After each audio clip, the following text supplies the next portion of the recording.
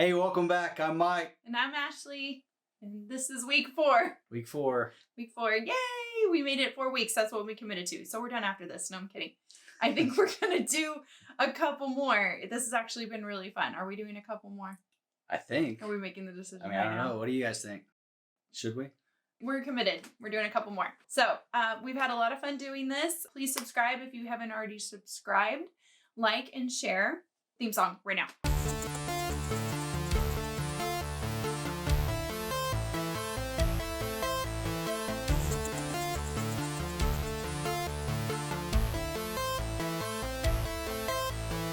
So first thing, before I start talking about our story tonight, I do want to do a disclaimer.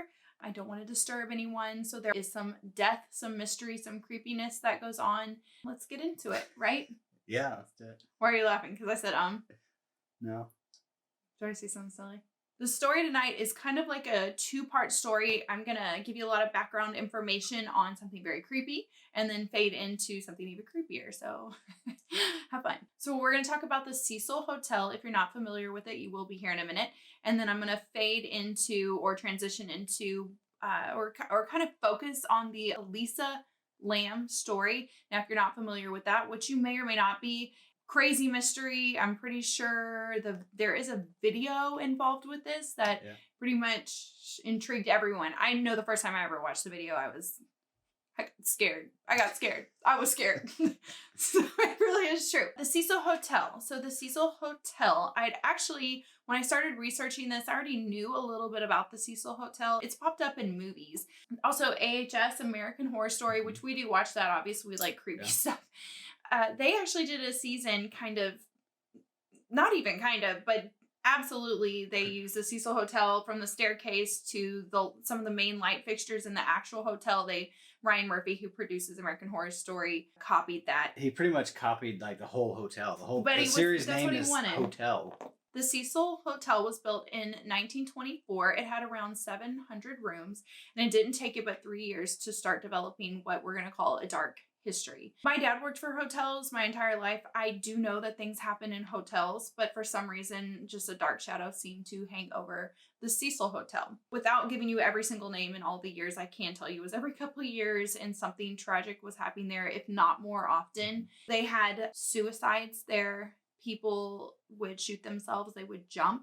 One time someone jumped from the building and actually landed on someone and that person passed away as well. They had murders there. There was a lady that gave birth there that actually threw her baby out the window. It's very sad. Yeah. Another part of the Cecil that's very, very interesting to me is if you don't know the Black Dahlia story, which that's another story for another day.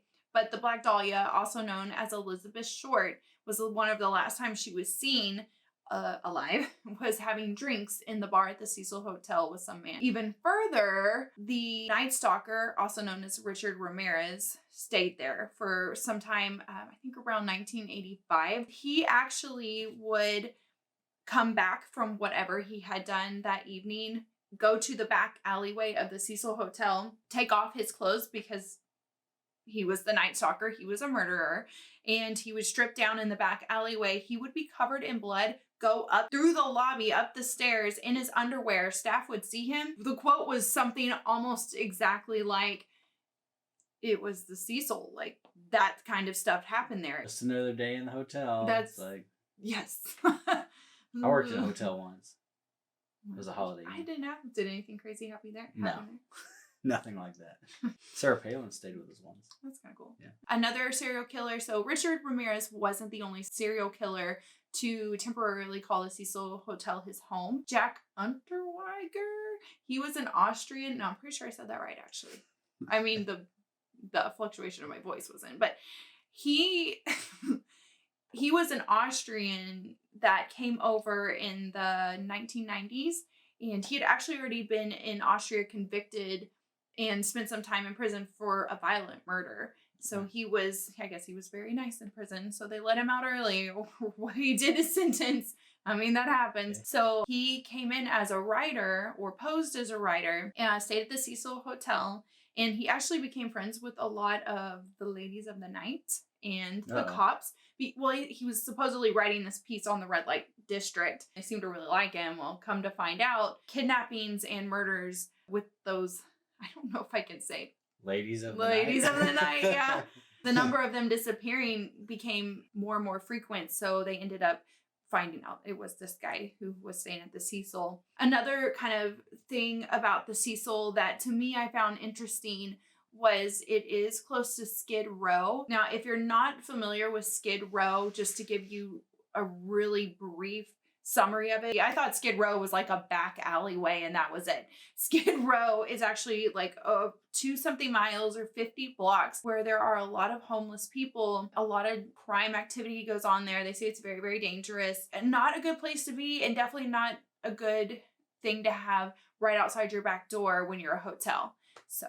So now that you know a little bit of the background about the Cecil Hotel, I really feel the thing that thrust this hotel into the limelight, this is my personal opinion, but made so many of us familiar with the name, the Cecil Hotel, was Elisa Lam. And here is her story. I say this because I'm a very sensitive person. This is a person, she has a family, they're still around and they love her. So mean no disrespect to anyone, but I just wanted to kind of throw that out there. I don't know. Seemed like the right thing to do. Elisa Lam was a 21-year-old Chinese Canadian woman. She was actually a student. She had some time she was going to take to travel, and she'd really been wanting to travel. She decided she was going to go down the coastline of California. On this journey, she checked into what was the stay on Main. Now, the Cecil Hotel, at some point, they rebranded. I don't know why they would think they'd need to rebrand. But they rebranded and they tried to change their name to the Stay on Main, trying to maybe, and I think they tried to update it a little bit. So they were trying to become more appealing to probably travelers because they were much more affordable. So maybe young travelers. Elisa stops at the Stay on Main and she checks in on January 28th of 2013. And she actually originally is sharing a room or a bunk. And the way I understood this was almost to save money. It's kind of like a dorm room in college. Mm-hmm. You can share the room with, they had like a girls area, and I assume that if a girls area, they have a boys area, but she stayed in a girls area, and she originally had a roommate upon checking in, but due to, and quote, odd behavior, so I tried to find out more about what they were classifying as odd behavior, the roommate, I guess, had complained, and so they moved Elisa to her own private room. So she's there for a couple days. Now, one thing to note is she had been checking in and calling her parents every single day while visiting. Come January 31st, they didn't hear from her. And they found that very, very odd. And immediately they contacted the LAPD because they just red flags for them. Also, I find it important to mention, Elisa had been diagnosed with anxiety, depression, and bipolar disorder. Now, these are going to come back around, so that's why I mention them now. A thing to note is she was very, very open about these things. She even had a Tumblr account where she would almost do posts and blogs, or well, she'd blog and she'd write about these. So she was very open about it. So it really wasn't a mystery or anything that she did have these going on in the background. And if you have any experience with any sort of mental disorder or mental illness, they're very debilitating and can really take control of you. This is going to come back around. That's why I say this. So her family calls the LAPD and immediately they do start looking for her. They head to the Cecil and they're looking all through the hotel. They can't find her anywhere. So they actually fly her family in, and about a week later, they decide to go public with the fact that she is missing and see if anyone has any information, see if they can find any leads. After they've made this public announcement that, hey, we're looking for someone, she is missing, this is who she is, they have 2 detectives and they're just sitting there and they've asked the hotel for all their footage. By the way, the hotel is very cooperative with them through this. That's good. Well, I mean, they could be difficult. You never know. So they turn over all this footage and they've got these 2 detectives and they said they're sitting there and they're watching all these different cameras in this footage. And finally they see this, and now this is what is so crazy. So they see this hotel door open and in walks this girl and they hit pause, and that is Elisa. And this video is from January 31st. So the last time she's been heard from. So the video is very strange, very eerie. It is unsettling because you just don't, I feel like my brain just didn't understand what was going on. I mean, I saw it, but it doesn't make any sense. So let's talk about this video. She starts looking at all the buttons, and something that people found really, really strange is she's pushing all these buttons. And there's been so many theories of, are they paranormal? Is someone holding this door open from the front desk? What's going on? Actually, the very last button that she pushes is one of those buttons that will hold the door open for so long. I actually think it was about 2 minutes that it would hold the door open. So she's hit this button, and now she's moving around acting super paranoid. It almost looks like she's looking for someone, wondering if someone's coming, and then she's hiding from them. So she's looking out again, and she's like, what is this? What is going on? It's like she's really paranoid, or she's on drugs. Right. It does look that way. I will go back and explain some of this here in a bit, but we're just going to keep watching. This totally creeps me out. Like, it scares me. It really did scare me when I first watched it. She might be like holding the button open from the outside because it's weird the doors aren't closing.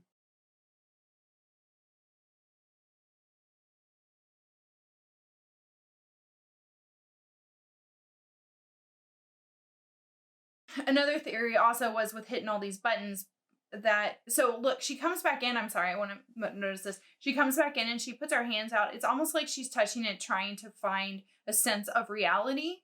And again, she's probably going to hit that button to keep the door open, and that's where it's holding the door open again. This was actually tested and proven that this is what was going on with that. So again, now here to me, it looks like, and I watched someone who reads body language and him just kind of pick this apart. And he explained, people think it looks like she's talking to someone. And originally I totally was on that bus. I was like, yeah, she's talking to someone. But listening to him, he said it's almost like she's trying to figure out what's there and what's not there. And you'll see her reach back and touch the hotel, the elevator. And you can see it kind of ground her for a second.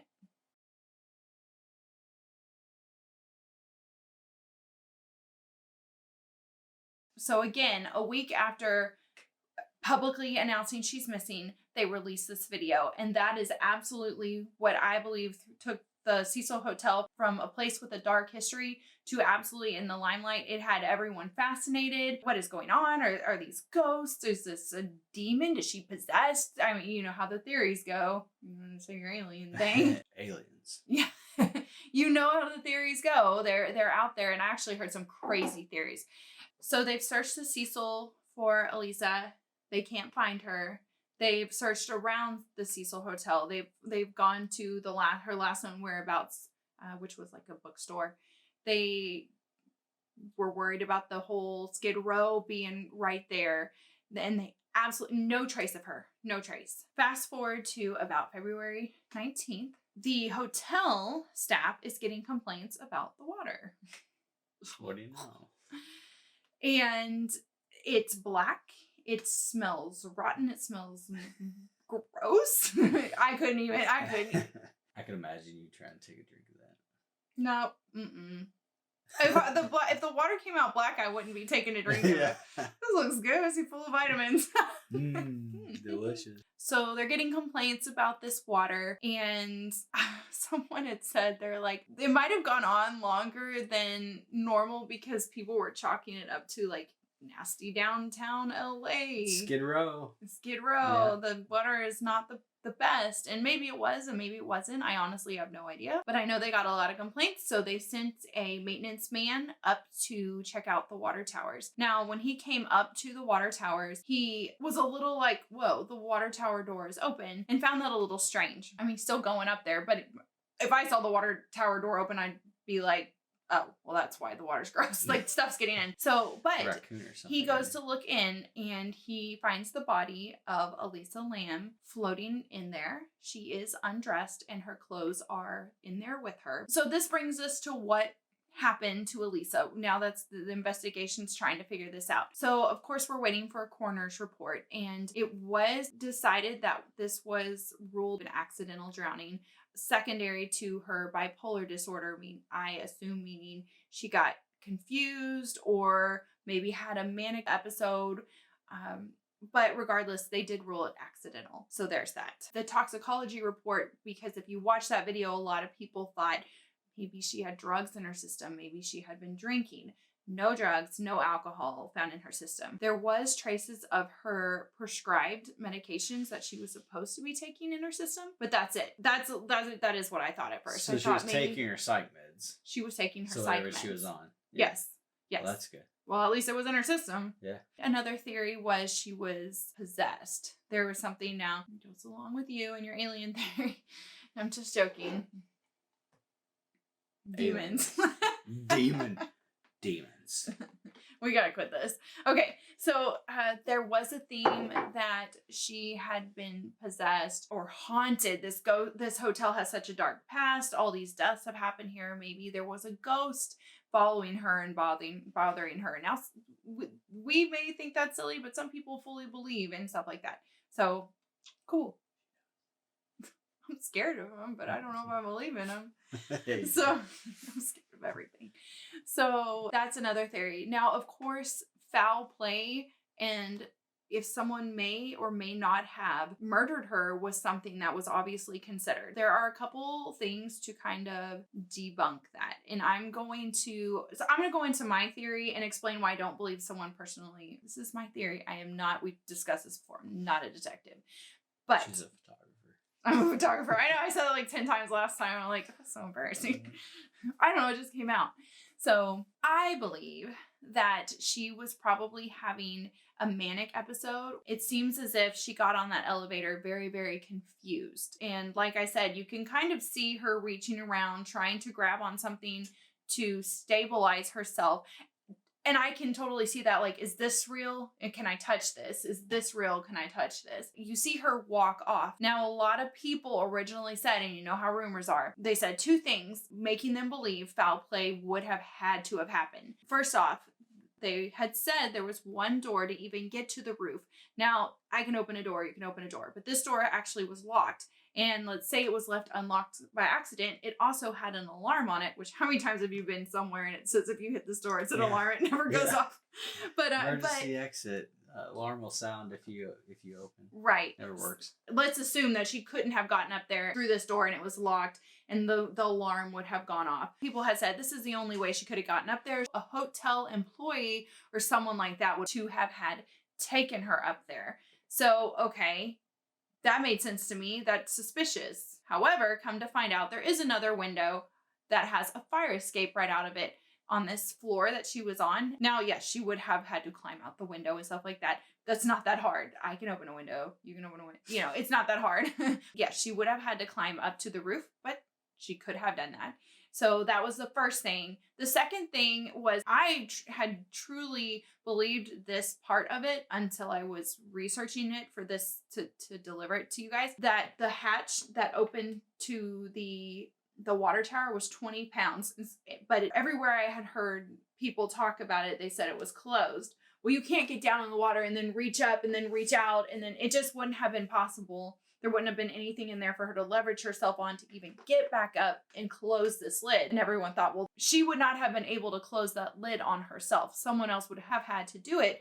But in watching interviews with the maintenance man, he specifically says the hatch was open. It was weird to me. Even before he looked down in it, it kind of caught him as, uh-oh, the hatch is open. Also, I did hear people say, they're like, well, it was a 20-pound lid. How would she have even opened it herself? Okay, 20 pounds is not that much. Seriously. I think you could lift 20 pounds. I could lift 20 pounds. My niece is 20 pounds. I was like, 20 pounds. Let me think about that. That is not that much. She could have, if she really was determined, I mean, anyway, it's okay. It's each his own. We all have our own opinions. Maybe 20 pounds is way heavier than what I think. Also, on the coroner's report, there was no signs of foul play that to be found. So, unfortunately, and I know this mystery just rocks the internet, but I really find a lot of solid reasons to believe that this may have been an accidental drowning, whether she was confused and ended up in there or wanted in there. And I will never know. And it's very, very tragic, but I just feel like what was so scary once really does have somewhat of an explanation. But again, there's no way to know for sure. So See, I would have expected you to be the one that's like, oh, this place is full of evil. It's got to be ghosts. Oh, I totally think it's creepy. I did when I first watched it. I was like, buys into the supernatural stuff. This was like, okay, when I first watched it, I had my phone and I was like, yeah, the devil's into this stuff. I really thought that. It scared me. I think she just has a mental illness, and she obviously has had exacerbation of that. I think it seems like it. Yeah. We will never know. We will never know. But I felt last week I said I was going to give you my explanation. We got all caught up on all the theories that I forgot. This is my explanation. I feel like actually the mystery isn't as mysterious, but the video gets put out there. The video looks creepy. I give it that. It looks weird, but if you explain it and actually look at the science behind the elevator and all that stuff. Yeah, that and whenever I realized that last button, someone had said the last button is actually a hold the door open button. I was like, well, oh. Well, that's not so as scary. I thought the devil was holding the door open. Yeah. No ghosts, no ghouls, no night stalker coming back from the grave. No. Yeah. Regardless, and even though we kid with each other, this is very, very tragic. It is very, very sad. This we will probably never have an answer to. If there is one, I'll let y'all know. I do want to say this. I'm sorry. I know I've been long-winded tonight. The Cecil Hotel was bought in 2017. I heard, this is a rumor, but I was researching. They are completely gutting it. They hope to reopen this hotel, the Cecil Hotel. Now, I don't know if they're going to change their name or not, stay on Main. That's Corny's name. They are completely gutting it. Now, it was supposedly open later 2021, but with COVID, things kind of slowed down. So we'll see when it opens. Are we going to go there? Oh, we're gonna have to go there. We're gonna have to stay there. But I'm really scared because it's close to Skid Row. We'll stay. Yeah, we'll have to stay there. I will say somewhere nice and then I'll go over there. That place is gonna be so packed whenever it opens. I also think that the people who bought it and are reopening it, so they weren't doing like any interviews on this or anything. Just this year, 2021, they let Ghost Adventures go in there and they let Netflix, the show Crime, and it's called Vanishing at the Cecil Hotel or something like that. Netflix, they released an episode on it, and I really think they're doing a publicity thing where they're trying to hype it up, because who else is going to stay there? They're trying people to hype it up and get weird people. I'm not saying there, but I'll go there. We'll stay. I won't stay there. I already stayed in a haunted hotel with my friend Deb, and 40 likes on the video and we'll stay. I won't stay. 40 likes, that's a low bar. We are fairly new. Okay, you all have a great evening. Thank you so much for watching. We will be back. We will do more episodes. We are very excited to do it. And thank you. Bye. Bye. Subscribe.